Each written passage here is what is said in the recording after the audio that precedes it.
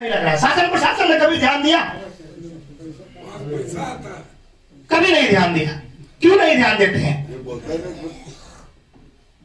अवैध गाड़ियां आती हैं, दर्जनों गाड़ियां वहां खड़ी होती है, यहाँ के बड़े बड़े होटल वाले वहां पहुंच जाते हैं और उनको लेकर के दामाद की तरह लेकर के आते हैं। भारतीय जो कैसीनो खेलने आते हैं, क्यों लेकर के आते हैं? कभी आप लोगों ने इस पे विचार किया कि हम कहां पे बैठे हुए हैं? इस भारत नेपाल की सीमा पर जो संदिग्ध बना हुआ है, कैसे बैठे हुए हैं? आप केवल बॉर्डर पे सब्जी और तरकारी और कपड़े के बीच में पड़े हुए हैं। कभी राष्ट्रीय स्तर पर सोचिए कि क्या हो रहा है आपके देश में। अभी हमारे यहां रोज रोडवेज की बसें आती हैं और आपके नेपालगंज से लगभग 250 लोग सुबह 4 बजे तक पहुंच जाते हैं, 5 बजे तक बसों पे पहुंच जाते हैं और उन नेपालियों को ठगते हैं, वही जो लेकर के वहां से साथ में लेकर के आते हैं नेपालगंज बड़े बड़े होटलों में, और उनको ठगाई की जाती है। कभी कोई बोला इस मुद्दे पर? कभी सिर्फ ध्यान नहीं दिया गया। केवल छोटी छोटी चीजों पर ध्यान देते हैं आप लोग। ये बड़े मुद्दे हैं। आपको सीडीओ से हो, हम अपने डीएम से भी कह चुके हैं, हमने खुद कहा है, कप्तान से, अपने एसपी से कहा है किस तरह के मुद्दे, वो लोग ध्यान भी देते हैं। हमारे एसएसपी ने सुबह सुबह अपने लगा दिया और हमारे सुरक्षा कर्मियों ने कि रोडवेज बसों पे जो नेपालगंज के लोग आते हैं, जो नेपालियों को ठगते हैं, उन पे अंकुश लगाया जाए। लेकिन कैसे जाते हैं वो नेपालगंज के जो लोग वहां जाते हैं, कैसे पहुंचते हैं? कभी नेपालगंज के प्रशासन ने कभी ध्यान दिया कि उन पे अंकुश लगाया जाए? नहीं ध्यान दिया। 100-200 की संख्या, थोड़ी संख्या जब हमारे यहाँ की पुलिस टाइट हो जाती है तो 150, जहां 250 जाते थे वहां 50 जाने लगते हैं, 100 जाने लगते हैं, चुपके चुप से आना जाना करते हैं। कोविड के वक्त जब नेपाल भारत बॉर्डर को बंद किया गया तो उस वजह से नेपाली अर्थव्यवस्था पर इससे काफी भारी असर पड़ी। सीमा के नजदीक के मुख्य भारतीय स्थानीय बाजार पर भी काफी भारी असर पड़ी, कारण कि दोनों सीमा पार से आने वाले लोग पर काफी हद तक निर्भर करते हैं।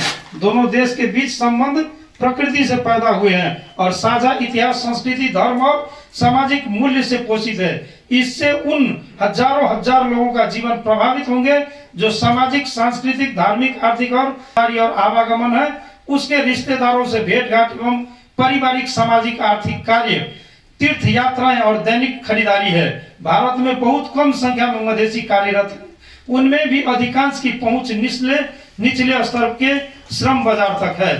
फिर भी मधेसी का रिश्ता सामाजिक, सांस्कृतिक है, जिसको खून का रिश्ता या भावना का रिश्ता कह सकते हैं। ऐसे रिश्ते में कोई फॉल्ट दीवारें नहीं हो सकती है। नेपाल भारत बीच की खुला सीमा एक व्यापक अवधारणा है जिसमें दो संप्रभु क्षेत्रों के बीच सांस्कृतिक, आर्थिक, पर्यावरणीय, आपदा, जीवन स्तर में सुधार, आवाजाही में आसानी, संवाद और आपसी सौहार्द में समानताएं तलाशी जाती है। इसीलिए 10 गजा दोनों तरफ के समृद्ध सद्भाव और समन्वय की खोज के लिए खुली सीमा की अवधारणा महत्वपूर्ण हो गई है। दोनों देश की सीमा क्षेत्र की हकीकत यह है कि कोई भी देश अपने बुते प्रगति और उन्नति हासिल नहीं कर सकता। सामाजिक वैमनस्यता को खत्म करना ही काफी नहीं है। यदि हम परस्पर निर्भरता को ध्यान में रखते हुए दोनों पक्षों के जीवन निकल जाए तो एक सावधानी होना जरूरी है। इवन बहराइच में भी 40-45 लेडीज अभी नेपाल की कैद है। वो सेंट्रल गवर्नमेंट देखता है, उनकी जिंदगी बीत जाएगी लेकिन वो केस सॉल्व नहीं होगा। तो यहाँ का अथॉरिटी भी जो देखता है कि भाई, एसएसपी भी चाहता है कि कोई जाके वहां ना फंसे। वो टाइट करने का रीजन क्या है कि आपको भी सावधान कर रहा है कि आप गलत काम करेंगे, आप पकड़े जाएंगे, पकड़ने के बाद में हम भी कुछ नहीं कर पाएंगे। नेपाल गवर्नमेंट का भी वो ये है कि यहाँ की चेली बेटी जो तस्करी में लिप्त है, जो नशे के कारोबार कर रहे हैं, वो भी यहीं पे ही रुक जाए, यहीं पे कानून के अनुसार उनकी कार्रवाई हो। और उसके बाद जो कल्चरल डिफरेंस है, जैसे से मिलवाया, अपने कोतवाल थाना प्रभारी से मिलवाया। एक चर्चा चली कि यहाँ पे जो नेपाल के लोग आते हैं रात में, एक बड़ी समस्या है कि कैसे 10 बजे तक खुलती है। ये नहीं कि भारत की ही सीमा 10 बजे तक खुलती है, नेपाल की सीमा भी, यहाँ के सुरक्षा कर्मी भी 10 बजे के बाद आने जाने की समस्या पैदा करते हैं। आपके यहाँ तो 3.25 करोड़ आबादी है, हमारे यहाँ तो 140 करोड़ है। किस तरह के लोग आते हैं, अब उस बारे में कुछ नहीं के बाद यहाँ पर नहीं कहने वाला मंच है, चूंकि यहाँ पर इस तरह की बातें नहीं की जा सकती हैं। सबको संदिग्ध लोगों की संख्या हमारे सीमा पर बहुत ज्यादा है, उनको कैसे कंट्रोल किया जाए, सुरक्षा एजेंसियां इसीलिए टाइट हो जाती हैं।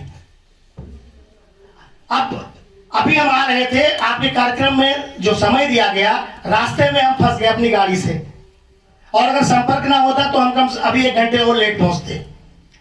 एसएसबी ने वहां छोड़ दिया तुरंत, अपने साथियों के साथ आ रहे थे। फिर जमुना पे आए तो वहां बहुत लंबी लाइन लगी हुई थी, ट्रक लगा हुआ था।